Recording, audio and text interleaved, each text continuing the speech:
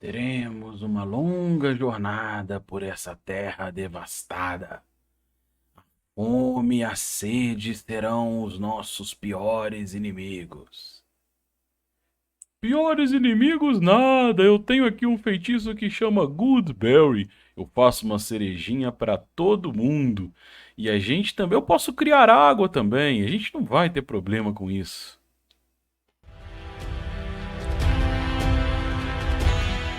Salve aventureira, salve aventureiro, bom dia. Eu sou o Kiral e hoje a gente vai fazer uma resenha sobre as classes estruturais do Dungeons and Dragons.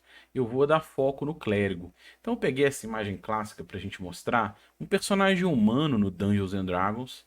Ele poderia jogar como ladina, como combatente, como conjurador ou como clérigo. Eu fiz a tradução, eu gosto de chamar o Fighting Man de combatente e o Magic User de conjurador. A gente tem essas quatro classes estruturais. No D&Dzinho Zero começou com combatente, conjurador e clérigo. O Ladino entrou depois, no suplemento de Greyhawk, e passou a montar esse chassi estrutural de classes do Dungeons and Dragons. Eu vou fazer um vídeo trazendo um pouco dos problemas de algumas dessas classes, principalmente do Ladino e do Clérigo, uma discussão, uma resenha para a gente debater. Mas hoje o foco vai ser o Clérigo. Para começar, eu trago aqui uma proposta. Se a gente olhar o desenho Caverna do Dragão, o desenho que inspira e mostra, impulsiona o Dungeons and Dragons, a gente só tem três classes estruturais ali: combatente, ladino e conjurador. Porque eu consigo enxergar no Ranger, né, o guardião, o patrulheiro, o arqueiro, eu consigo enxergar combatente, consigo enxergar no Bob, que seria um bárbaro, mas está dentro da estrutura do Fighting Man. Na Diana, uma acrobata, a gente pode colocar ali o acrobata é uma classe de ladrão, uma classe que eu já apresentei aqui no Nether Arcana, no Dungeons and Dragons, dá pra gente interpretar ela como uma combatente ou como uma ladina também, é possível. A Sheila que desaparece tá dentro de um espírito de um ladino. A gente tem combatente também, armadura, né? Usando armadura, dá para enxergar ele ali. E no Prestor, um conjurador, né? Um maguinho. Beleza. Dentro dessa estrutura, a gente não vê clérigo. Cadê o clérigo no desenho do Dungeons and Dragons? Ele não tá ali. Se você começar a fazer uma análise na literatura que inspira o Dungeons and Dragons, toda a literatura do Conan, Fafnir de Greymouse, Senhor dos Anéis, cadê o clérigo, né? Então ela já começa com uma classe que ela é produto do Dungeons and Dragons, ela é produto do sistema do jogo. Ela não veio da leitura que a inspirou, de literatura, de outras referências, não tá ali. A gente já começa assim. E aí eu vou pegar, eu gosto sempre quando a gente vai fazer uma resenha, pegar a origem para a gente entender um pouco. Eu vou ler com vocês. Eu fiz uma tradução livre aqui, tá do D&Dzinho Zero. Olha como é que era apresentado a classe clérigo para um novato lá. Os clérigos ganham algumas das vantagens de ambas as classes, Fighting Man e Magic User, em que eles podem usar armaduras mágicas e todas as armas mágicas sem gumes, sem flechas. O clérigo não pode usar flecha. Além de terem seus próprios feitiços, uma lista de feitiços divinos criados para os clérigos. Além disso, eles são capazes de usar mais itens mágicos do que os combatentes. E quando eles alcançam nível superior, que tem um título ali de patriarca, eles podem optar por construir a sua própria fortaleza e ao fazê-lo recebem ajuda de cima. Então, se ele gastar 100 mil peças de ouro na construção desse castelo, eles podem construir um castelo duas vezes mais poderoso, né? Eles gastam, ele faz, ele, se ele quiser um castelo de 100 mil, ele gasta 50, então ele gasta menos por essa ajuda de cima. E finalmente, homens fiéis virão esse castelo, sendo fanáticos leais, que servirão gratuitamente de 10 a 60 de cavalaria pesada, de 10 a 60 besteiros montados, de 30 a 180. Então, como que você determinava isso no D&D Zero? Jogava um D6 e multiplicava por 10. Jogava um D6 e multiplicava por 10. Jogava 3D6 e multiplicava por 10. Então, de 30 a 180 combatentes. E aí ele fala: os clérigos de sétimo nível superiores, ordeiros ou caóticos, têm uma nítida distinção. Então, se um patriarca receber os benefícios de acima e mudar de alinhamento, eles serão removidos. Clérigos com castelo próprio terão controle de um território semelhante a um baronato, que é o título que é o que é dado ao guerreiro, né, ao combatente, mas receberão dízimos igual a 20 peças de ouro por habitante por ano. Eu acho, para começar fazendo uma análise, que essa apresentação ela é horrível para um jogador iniciante. Você vai apresentar a classe clérigo, você começa tudo confuso, um texto totalmente bagunçado, sem uma didática adequada para apresentar ele para um iniciante. Não gostei dessa apresentação. Mas foi o primeiro texto, ele era um fanzine, né? Era difícil a apresentação, a gente tem que levar isso em conta. Mas se você olhar na raiz estrutural, já está mostrando no design que o clérigo ele tem algumas desvantagens. Ele não vai usar flechas, por exemplo. Ele tem dificuldade se tiver um perigo, ameaça voando à distância. Ele não tem esse recurso. E ele não usa armas com gume. Então isso vai ter problema no design original, porque as principais armas mágicas elas são espadas. Então ele vai ter esse tipo de problema, né? Por que ele tem esses problemas? Porque ele tem vantagens. Se você olhar aqui, ó, enquanto ele precisa de 1.500 pontos de experiência para subir de nível, o conjurador precisa de 2.500 e o combatente precisa de 2.000.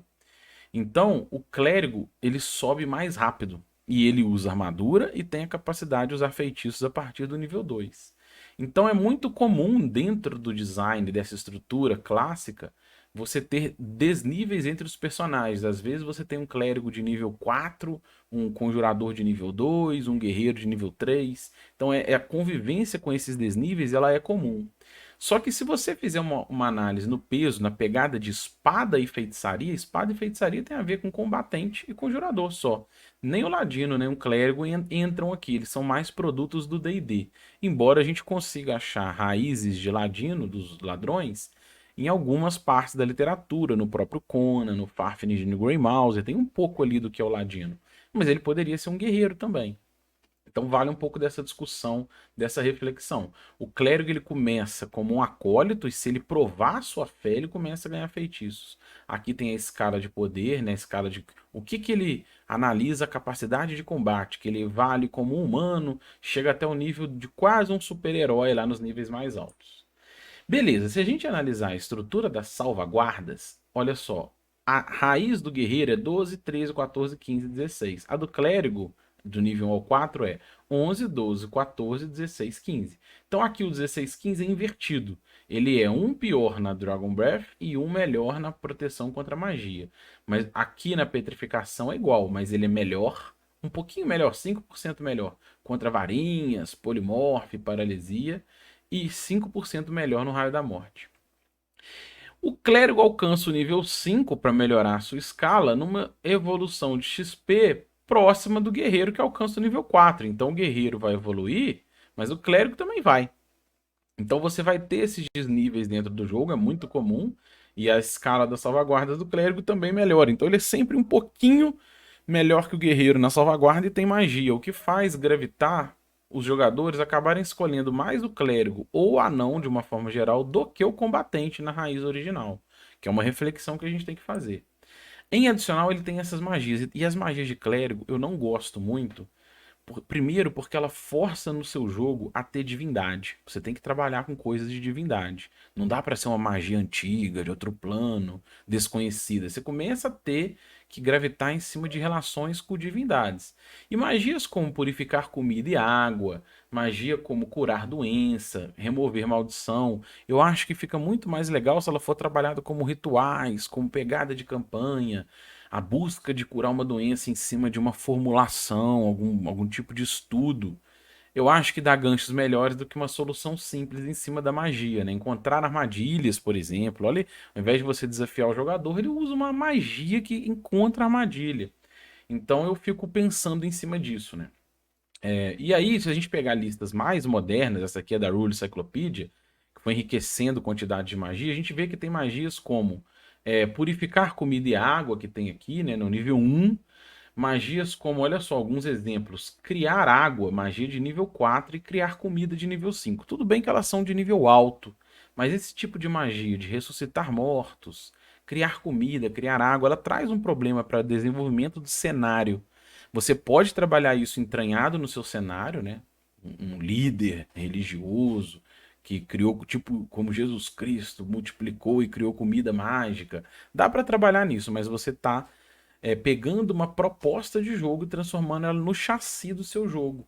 E isso é pior na quinta edição. A brincadeira que eu fiz lá no começo do jogo, que era o Goodberry, no começo do vídeo. O Goodberry, na verdade, é de Ranger ou de druida, né? Seria um druida com Goodberry.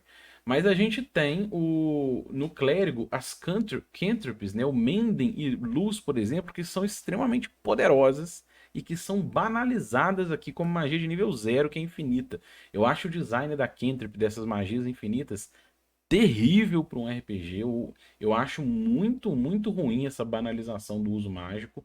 E todos os recursos mágicos foram potencializados. Ó. Ele tem criar água no nível 1. Repare que criar água, se a gente olhar aqui, ó, criar água era magia de nível 4 na Cyclopedia. E ela veio com magia de nível 1, criar ou destruir água. Olha aqui.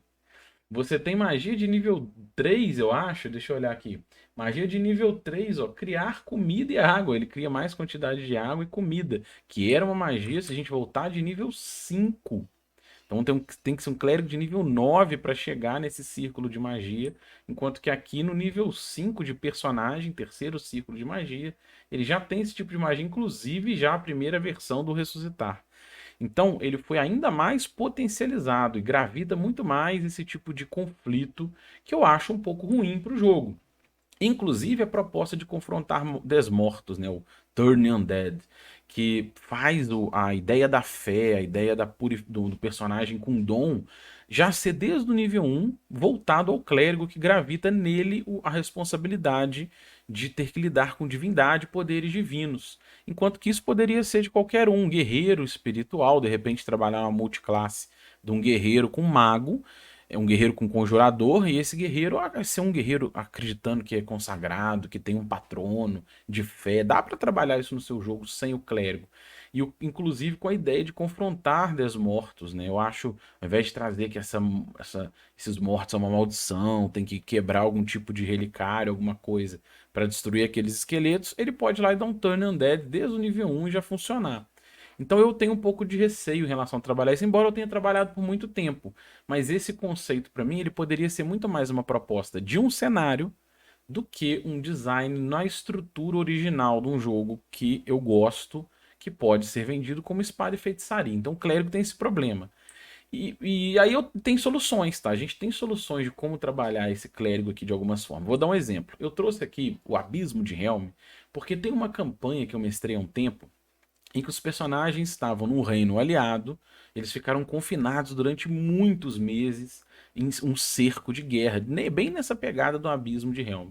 E o clérigo fazia criar comida, criar água para manter a galera lá dentro, mas a comida ela era extremamente insossa. Era um arroz sem sal, sem nada, uma pasta branca. E aí o moral dos guardas foi caindo quando isso foi enfraquecendo, né? É uma alternativa que você pode trabalhar também. Dá para trabalhar isso no seu jogo trazendo esse tipo de liderança religiosa que vai enfraquecendo o poder mágico nessa pegada. É possível. Outra abordagem que você pode fazer, que eu penso, que eu venho refletindo, é desde que eu li o livro Espadas Afiadas e Feitiços Sinistros do Diogo Nogueira e Mestre Jogo DCC Lankman, eles não têm clérigo na sua estrutura. Ele tem o ladino, o conjurador e o combatente. E nessa pegada, nessa estrutura de jogo, bebe muito e é da raiz de espada e feitiçaria, aqui ó, um RPG de espada e feitiçaria. O Sword and Sorcery foi um cunho, inclusive, do Fritz Lieber, que é o autor do Lankman. Essa pegada não tem clérigo, mas a gente precisa não trabalhar com clérigo. O conjurador, essa divindade pode ser simplesmente uma perspectiva, né? Que é o que eu tenho trabalhado, por exemplo, com a minha personagem inspirada na Melisandre. Ao olhar, se a gente pegar no Game of Thrones as crônicas do Gelo e do Fogo, ao olhar de uma pessoa, ela pode ser uma feiticeira, uma bruxa, mas ao olhar de uma pessoa, ela pode ser uma sacerdotisa do R'hllor. Então essa inspiração ela pode vir muito mais na demanda do jogo a partir de uma lista de magias que se trabalha do conjurador do que seu clérigo como classe. E se você quiser permitir multiclasse no seu jogo, se esse conjurador com essa raiz estrutural começa a fazer evoluções combinadas com guerreiro, você vai ter ali uma raiz de um clérigo, na minha opinião, até mais justa na evolução de XP. Então, uma reflexão. É uma reflexão mais recente, de alguns anos para cá que eu tenho refletido sobre o não uso de clérigo na mesa, pelo menos não quando o contexto e a proposta do jogo não casam. E é isso. A ideia desse vídeo foi essa reflexão para a gente trocar XP, para a gente refletir sobre isso. Não tem um problema real com o clérigo no jogo, eu só acho que ele não casa com todo tipo de cenário dentro de uma proposta de espada e feitiçaria raiz estrutural. Eu acho que é possível a gente trabalhar com outros conceitos. E a ideia é essa. Se você gostou, se inscreva no canal, deixe o seu like e, acima de tudo, comente, porque o grande objetivo desse canal é trocar XP. Um abraço e até o próximo vídeo.